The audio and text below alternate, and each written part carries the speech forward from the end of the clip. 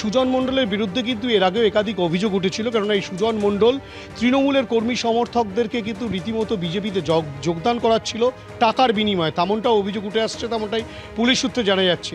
এবং তারই বিরোধিতা করেছিলেন বাপি প্রামাণিক, এবং যে কারণে কিন্তু তাকে খুন হতে হয়। আমরা সরাসরি কথা বলে নেব বাপি প্রামাণিকের স্ত্রী আমাদের সঙ্গে রয়েছেন, পুতুল প্রামাণিক, তার সঙ্গে।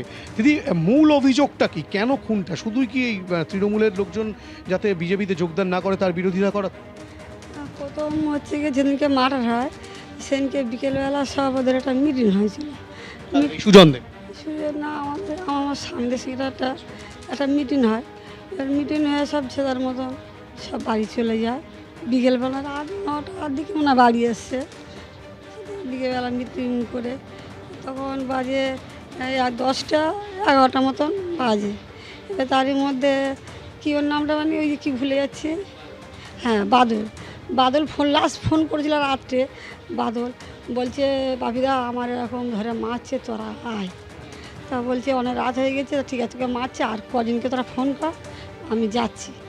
আমি তখন রাত্রে বলছি তোমাকে আমি একা যেতে দেবো না। তখন ও তখন বলছি যে আমাদের লেগে মারছে, তা আমি সেখানটা সামনে গিয়ে দাঁড়াবো না। বলে রাত্রে তখন ও থতমত খেয়ে প্যান্ট পরে জামা পরে বেরিয়ে যায়। আপনিও যান সাথে? আমি জানলে আমিও যাবো। তুমি আমার সাথে যাবে? আমি বলছি হ্যাঁ আমি যাবো। বলে আমি গেছি।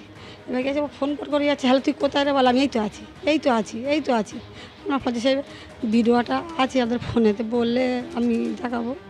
বলে যাচ্ছে, এবার যেতে সামনে আরও আমাদের বিজেপির লোক অনেক ছিল। খুনটা হলো, খুনের মেন কারণটা কি? মূল কারণটা কি? কী কারণে খুনটা হতে হলো বাপি? বলে এই নিয়ে যাচ্ছে সব, যেতে মাঝখানে দিন অনেক লোক ছিল, মানে ষড়যন্ত্র ছিল, জানো। এবার যেতে অনেক লোক হাতাহাতি সব মারামারি হয়। ওদের যারা আমাদের লোকগুলো যারা ছিল তারা সব পালায়। তখন ওকে টিঙ্কর ছিল, বাপি ছিল, সমীর ছিল, সুজন ছিল, তারপরে আরও অনেকে ছিল। আমি সমীরও ছিল। খুনটা করলো কেন? আর তখন সুজনের সাথে আমাদের তৃণমূলের সাথে তখন ওদের একটু বলেছিল মিলচাল করার জন্যে, কত টাকা অফার নাকি করেছিল। অফার করেছিল সেটা আমি যাই না, আমার সাথে কোনো শেয়ার করতো না। আমার দুটো মেয়ে এসেছিলো, মেয়ে বলতো বাবা তুমি পার্টি তুমি করো না, ঝুট ঝামেলা যেও না, তুমি যাবে না কেন, তুমি যাও, তা কম বেশি তুমি ঘুরে চলে এসো, তুমি যাবে না। আমার দুটো মেয়ের কাছে ওরা বলেছে যে বাবা এই হয়েছে মেয়ের টাকা পয়সা লেনদেন কী হয়েছে মেয়েরা জানে, মেয়ে বলবে। টাকা পয়সা কি লেনদেন হতো? কার সাথে টাকা পয়সা লেনদেন হচ্ছে? সনাতন আর সুমির মানে বাবাকে অফার দিয়েছিল যে আমি তৃণমূলের, হ্যাঁ তৃণমূলের লোক ওরা, যে আমি 10 লাখ টাকা দেবো, তোমার বাবা আমার বাবা আর তোমার প্রশান্ত আর মৌসুমি, তোরা 3জন ভাগ করে নিয়ে ভাগ করে নিয়ে আমি তাহলে তো বিজেপি দলের মধ্যে তাহলে যোগ করি। বাবা সেটা রাজি হয়নি। তো তারপরে অফারটা তোমার সুজনকে দিয়েছিল যে তুই বল যাতে রাজিটা হয়ে যায়। তো এই নিয়ে মানে উনি বলেছিল আমার বাবাকে, বাবা তো রাজি হয়নি। বাবা কারণ রাজি হয়নি যেহেতু এতদিন বাবা বাইরে পড়েছিল, বাবা বলছে যে তাহলে যদি বা টাকা নেওয়ার হতো আমি তো অনেকদিন আগে নিয়ে তোর সাথে ঘুরতে পারতাম, তাহলে আমি কেন এতদিন বাইরে পড়ে থাকতাম, টাকা নেবো না বলে তো আমি ওখানে এতদিন ছিলাম।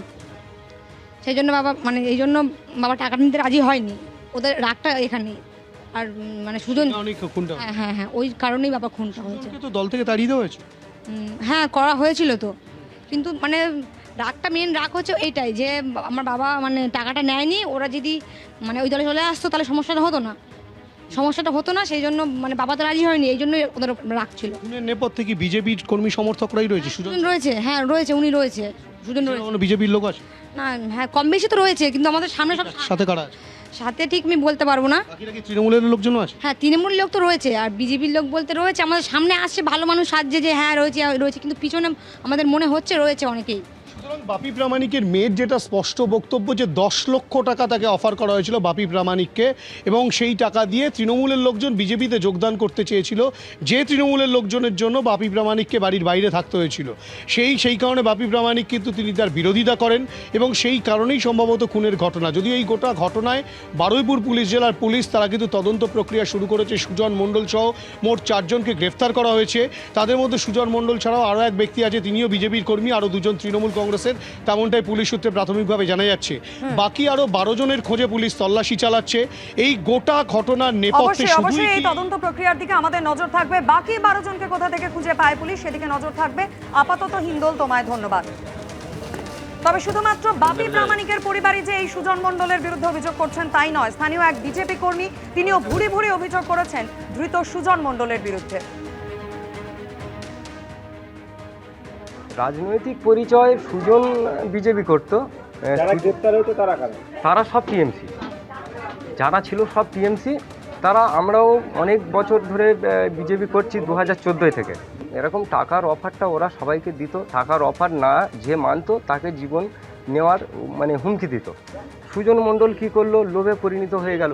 আস্তে আস্তে টাকা খেয়ে পুরাতন কর্মীগুলো সবাইকে হুমকি দেওয়া শুরু করলো।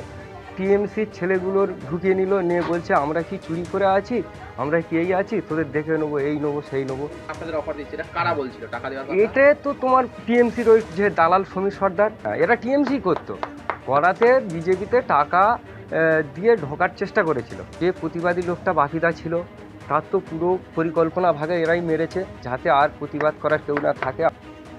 বিজেপির গোষ্ঠী সংঘর্ষের জেরে এই খুন এমনটা স্বীকার করে নিয়েও ধৃত সুজন মণ্ডল তার স্ত্রী বলছেন তার স্বামী নির্দোষ, তাকে ফাঁসানো হয়েছে। অভিযোগটা পুরো একদম মিথ্যে, ওকে ফাঁসানো হচ্ছে, ওকে ফাঁসানোই হয়েছে টোটালি। এটা আপনার স্বামীকেই কেন ফাঁসাতে? ও অনেকে চাইছে যে উঁচু জায়গা থেকে ও নিচে চলে আসুক, তারা সেই পজিশনটা নিক, সেই কারণে তাকে ফাঁসানো হয়েছে। কারা আছে বলছে? মৌসুমী মণ্ডল, বাদল মণ্ডল, এরা আছে। এরা বারবার চেষ্টা করেছে সব রকম দিক থেকে যে ওকে এরা বাজে জায়গায় নিয়ে আসুক, ও বা হোক। সেই কারণে আমি চাইছি যে যারা আসল দোষী তাদেরকে পুলিশ অ্যারেস্ট করুক, আর প্রশাসনের কাছে এটাই চাইছি যে ও যেটা করেনি, আর সেদিনকে ও ডিউটিতে ছিল, খুনের ঘটনা হয়েছে, সেদিনকে ডিউটিতে ছিল, আর আমিও বাড়ি ছিলাম, কিন্তু আমি এইসব বিষয় জানি না। পরে শুনলাম যে এরকম হয়েছে আর ওকে ফাঁসানো হচ্ছে টোটালি। সিদ্ধান্ত বিজেপি হয়তো হতে পারে বিজেপির গোষ্ঠীদ্বন্দ্ব, ওকে খারাপ জায়গায় নিয়ে যাওয়ার চেষ্টা করছে, ওনাকে বদনাম করার চেষ্টা করছে, সেই কারণেই। বারুইপুরে বিজেপি কর্মী খুনের ঘটনায় 2 বিজেপি কর্মী সহ 4 জন গ্রেফতার। আর এই নিয়ে সরব হয়ে বিজেপি বিধায়ক সজল ঘোষ বলছেন রাজ্যে আইনের শাসন আছে, যেই খুন করুক ধরা পড়বে। রাজ্যে আইনের শাসন আছে, খুন যেই করুক তার রাজনৈতিক আইডেন্টিফিকেশন না দেখে তাকে গ্রেপ্তার করা হয়েছে। সে যে গ্রেপ্তার হয়েছে সে বিজেপির একজন শুধু সদস্য নয়, সে একজন নির্বাচিতও বটে, জনপ্রতিনিধিও বটে, কিন্তু তাকেও রেয়াত করা হয়নি। অপরাধ করলে জেলে যেতে হবে, এটাই যথেষ্ট।